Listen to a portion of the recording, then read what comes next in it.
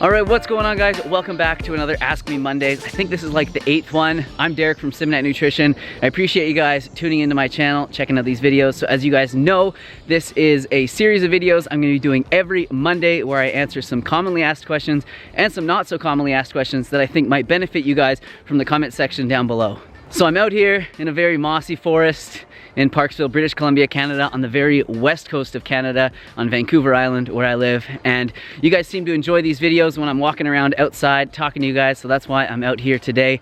And I also love it out here. I love being out in nature because it feels so good. I love getting the fresh air, love moving my body, and I love sharing the environment where I live with you guys because we live in so many different places around the world. It's very cool for you guys to see where I live, and I love watching other YouTubers to see where they live as well. So anyways, let's get started with the questions. There's some good ones today, kind of random ones from all over the place, so let's get to it.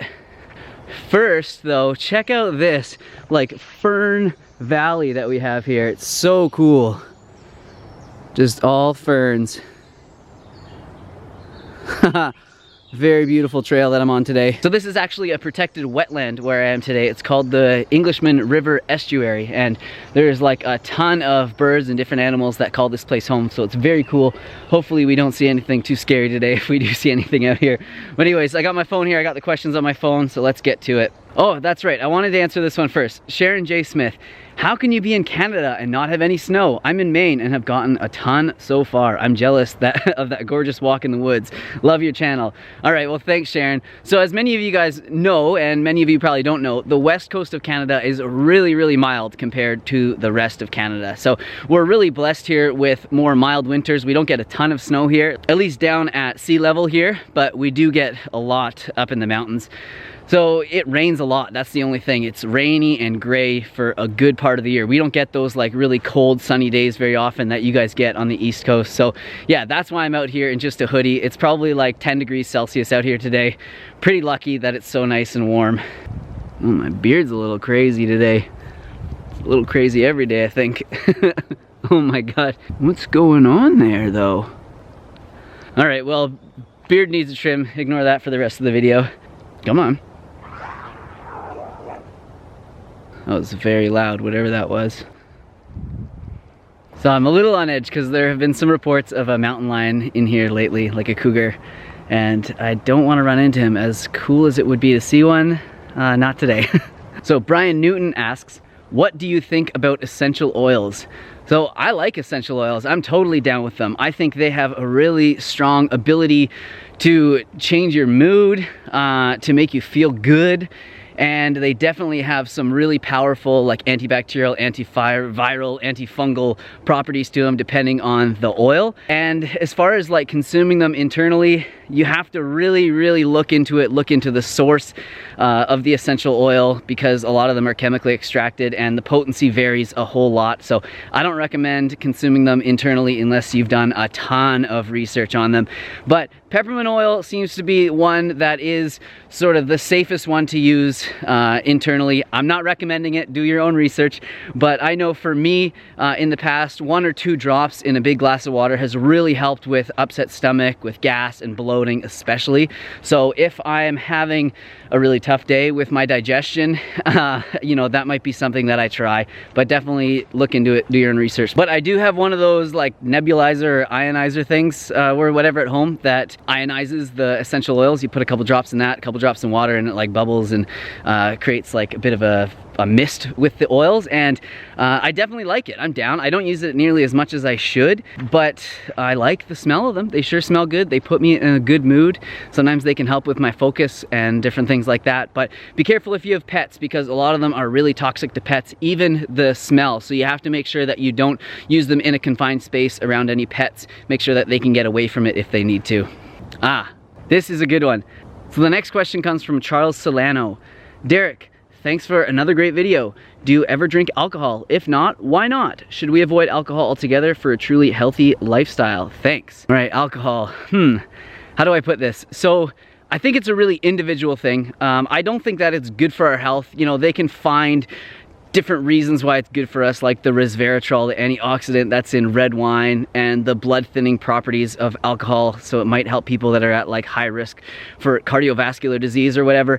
But we can find all these things and all these benefits in whole foods. So I really don't think that it's something that's gonna be part of a, you know, necessarily gonna bring you towards a healthier lifestyle. Can you have it in moderation and still live a healthy lifestyle? Yeah, of course you can. I don't think that there's a problem with that. However, there are some people that can't have it in moderation, that there is no just having a little bit of it, you know. Frank the Tank comes out and he just wants to party. So I think you really have to be honest with yourself whether or not it's gonna be good for you.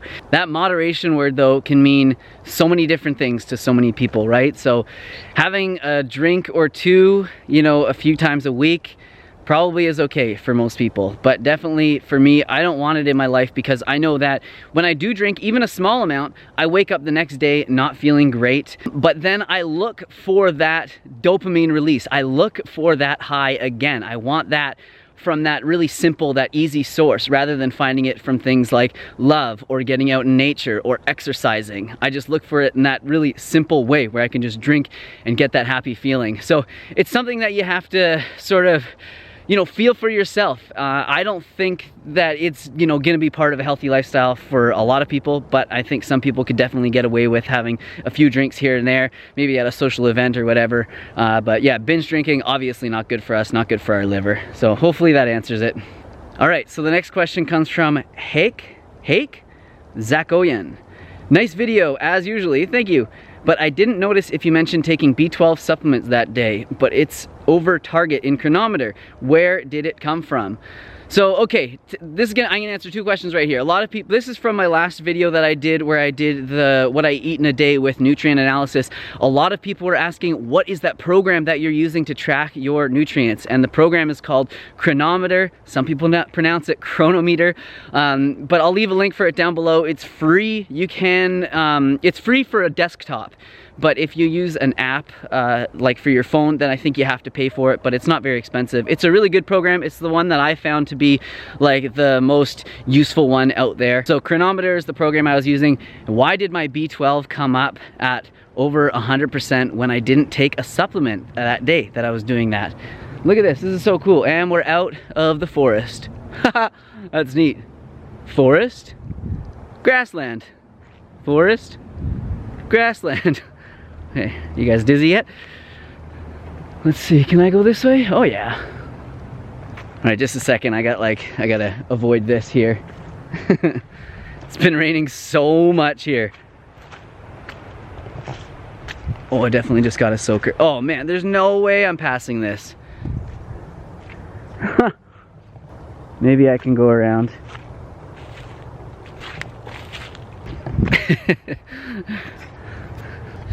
All right, I'm gonna take this trail back into the forest. This is another trail. It's kind of cool, this park. There's like this one long trail that runs along like the meadow out here, and then there's all these trails that kind of zigzag back and forth through the forest. And then way on the other side of the forest here, there's one that like runs alongside of the river. So maybe we'll go check that out. And then it's bordered by the ocean. The ocean is like way down there and goes that way. So we'll see how far we get. But oh yeah, back to B12. So there was some B12 in the almond milk that I had. It was fortified with B12. And then also in nutritional yeast, there's some brands that fortify it with B12. You have to check to make sure that the kind that you consume is fortified if you're gonna use that as a supplement for B12. But even still, I wouldn't rely on that. So I would still take a supplement if you want to make sure your B12 levels are going to be okay. Man, I just love it in here. I love being in the forest. It feels so good. If you guys haven't been outside in nature in a while, just do it after this video. Do it for me. Let me know in the comments how good it feels. It's unbelievable. It'll definitely turn your whole day around, probably your whole week. The forest is definitely 100% Simnett Nutrition approved. No questions asked. All right, Muscle Max, ask the next question. Hey Derek, I have never seen you eat bread. As a vegan, do you promote eating bread? If yes, what sort of bread? And if no, what is the reasons? Thanks so much for your efforts. I love your channel. All right, oh, it's starting to rain. So yeah, I don't eat a lot of bread because I think there are many more nutrient dense foods that are out there other than bread. So I would much rather have a whole grain like brown rice or quinoa or something like that with a meal than having bread. And I just think that there's better tasting, healthier options out there than bread. But if you are gonna buy a bread, try and find one where the first ingredient is whole wheat flour. That's important if you eat wheat, if you do okay on gluten, because many of the breads, even if they say that they're whole wheat or they sprinkle some seeds on the top of it or whatever, they're trying to trick you, and they'll have wheat flour as the first ingredient, and that's much different than whole wheat flour. And then make sure that it has a lot of fiber. So I think Dr. Greger once said, try to make sure that it has like a 4-to-1 carbs to fiber ratio, which is tough to find in a bread, but it's usually a really dense, really healthy bread when you can find it like that. If you could find like a sourdough bread, something that's been fermented, like a sourdough rye would be really good. When they ferment rye grains, then it actually like helps to break down the glutinous proteins that are often really hard for our body to digest. So yeah, that would be what I would recommend if I were to have bread or toast. Look at that Fern Gully over there. All right, the next question comes from M. Hey, thanks for the great videos. I was wondering how you can work out fasted. I tried and just felt very weak and lightheaded. Do you eat a large dinner really late? I feel my body is hungry when I wake up, but it may be from eating too little at night. So I don't eat a huge dinner really late. I eat a big dinner, but I try and finish it as early as I can. So I try and finish eating at around like 6 or 7 o'clock. If I finish eating too late in the evening, I don't sleep well. I often wake up with like a stomach ache, and I don't wake up feeling like light and energized. So I try and eat as early as I can, but I usually don't end up finishing dinner until about 7 o'clock. And if working out fasted doesn't work for you, then don't do it. It's not like an absolute requirement on like getting lean or shredded or building muscle or living a healthy lifestyle.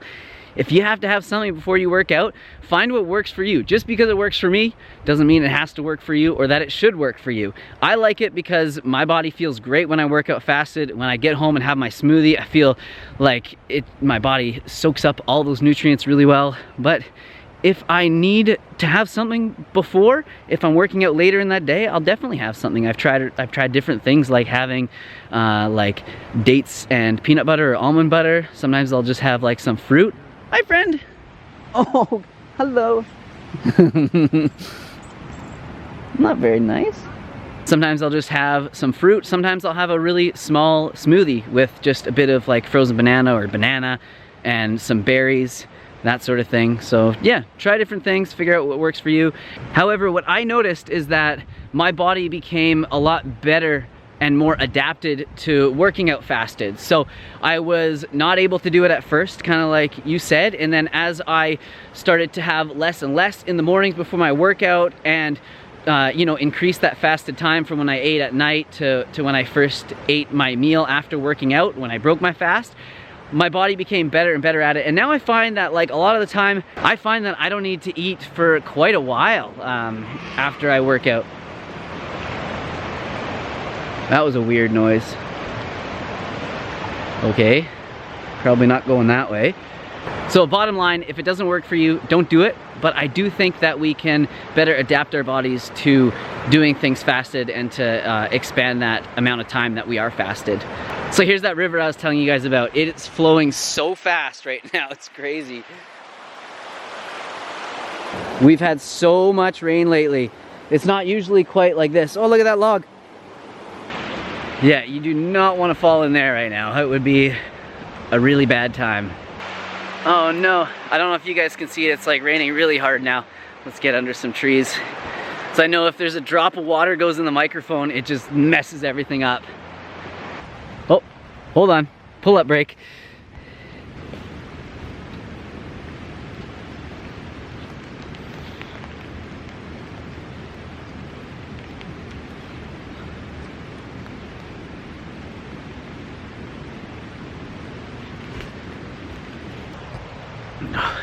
Gotta stay ready.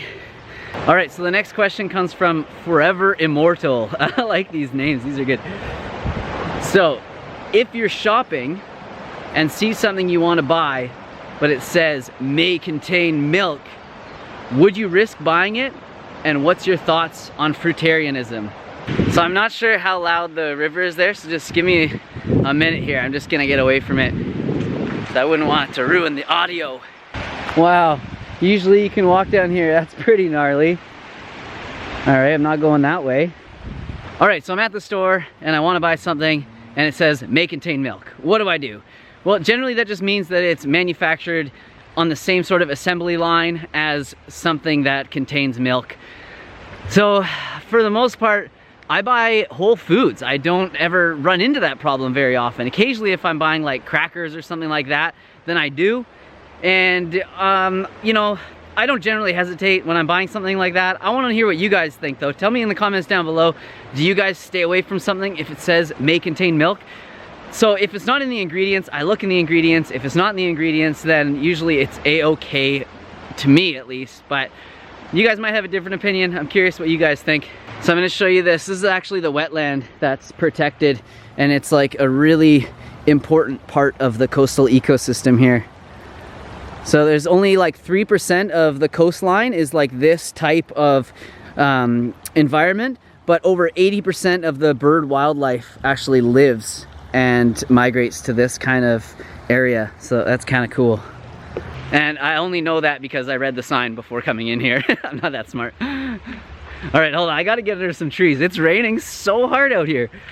All right, I found some cover under this tree. It's pretty sparse, but it's not as bad as out there. All right, and then my opinion on fruitarianism. I've addressed that in a past Ask Me Monday, so you'll have to go back there and find it. It's in the title, so it should be really easy to find. So we have 2 more questions. Actually, these 2 are really good. I like these last 2 ones. So, May Regaldi. You'll have to pardon my pronunciation on that, because I know it's fancier than that. Hi Derek, I was just wondering if there is an age limit for being vegan. Can we be too young or too old for it? So no, a vegan diet is appropriate for all life stages. 100%, you can be vegan at any life stage. So I think for infants, toddlers, adolescents, they definitely need more fats in their diet. They need a diet that is much higher in calories, much more calorically dense, and a lot higher in fats because they are developing their brain at that age. So I would say make sure to get more fats in the diet when you're younger, and then when you're older, you just want to make sure that the food is nice and easily digestible. A lot of sources say that you need more protein as you get older as well, so you might want to consider having a few more, you know, beans, legumes, that kind of thing as you get older. But it's just great for all life stages. Supplement with vitamin B12 and vitamin D if you live in an environment like this and you don't see the sun for like 7 months at a time. All right, and this one is my favorite one of the day from Nicholas Anderson. Hey, I love your content. That's not why it's my favorite, but I do appreciate that, the start of questions. My question is, what is your thoughts about the fact that many plant-based protein sources don't have a complete amino acid profile? How do you make sure you get enough and a complete amino acid profile through your protein sources? So this is a big myth that we have to properly combine protein sources at each meal. So people want to say, oh, you have to combine beans and rice because they're both incomplete proteins, but together they make a complete protein. First of all, if you look at any single plant food, it contains all 9 of the essential amino acids. Every single plant food. Go on Chronometer and check. Type in whatever you want, and you'll see that every single essential amino acid is represented. So sure, there's going to be some foods that are lower in one certain amino acid and other foods that are going to be higher in 1 or 2 or 3 amino acids. That's why this theory of like having to combine them came around, that you have to combine them in each meal. But we learned a long time ago, many decades ago, that our body recycles amino acids. For 48 hours or even longer, our body can recycle the amino acids. And we are able to get a huge variety of amino acids in all the different foods that we eat. So as long as you're eating a variety of foods and you're getting enough calories, you're not gonna have any problem with getting the right amount of amino acids. And beyond that, our body actually dumps up to 90 grams of free amino acids into our digestive tract that it's stored. It dumps them into our digestive tract throughout the day. So we actually have a pool of amino acids to pull from and to combine with throughout the day, so we don't have to worry about it. It's amazing. Our body is incredibly smart. So that is another reason why we don't have to worry about protein or amino acid combining at each meal. So everything will be okay, I promise you. So I'll leave some links down below on amino acids and protein combining and that sort of thing if you guys are interested in learning a little bit more about it. But yeah, there's no worry, you will get enough as long as you're eating enough calories from a variety of plant foods, guaranteed to get enough of all the 9 essential amino acids from a plant-based diet.